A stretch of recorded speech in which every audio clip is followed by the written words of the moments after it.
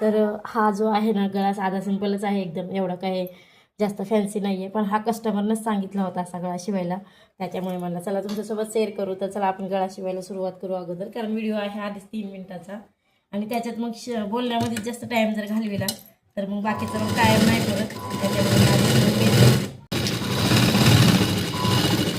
तर बघा अशी अगोदर मी मोठी शिलाई मारून घेतली आणि नंतर आता ह्याच्यावरून अजून डबल एक बारीक शिलाई घेते. ते कशामुळे एखाद्या वेळेस जर समजा आपलं कुठं थोडंफार जर एखाद्या वेळेस क्रॉस शिलाई वगैरे आली तर उकलायला सोपं जावं, त्याच्यासाठी मग अगोदर मोठी शिलाई मारून घेते मी आणि नंतर छोटी शिलाई मारून घ्यायची.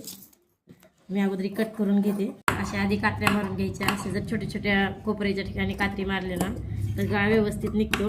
असं कात्र जर नाही मारलं ना तर मग कोपरे अजिबात निघत नाहीत चांगले.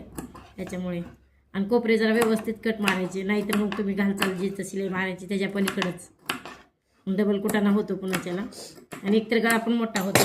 त्याच्यामुळे जरा बेतानं आता मी खालून पण शिलाई मारून घेते आणि नंतर पलटी मारते.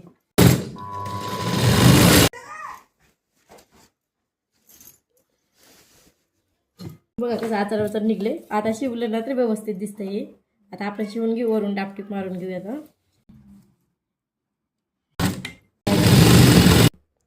इथं हे फुलपाखरू बनवलंय मी, आता हे लावून घेते. तुम्ही म्हणाल पांढरा दोरा का वापरलाय, आधीच पांढरा दोरा ओवलेला होता त्याच्यामुळे. आणि वरी गुंडी लावल्यावर त्याच्यावर नाही ओळखू येत.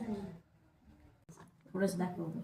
बंधू टाकून घ्यायचे 3-3 इंचावर, 2.5 इंचावरच टाकावे लागतात. पण 2.5 इंचाला टाकले का तर ते सगळे वरी मानावर येते, त्याच्यामुळे थोडंसं खाली घ्यायला सांगते कस्टमर. साडी असल्या कलरचे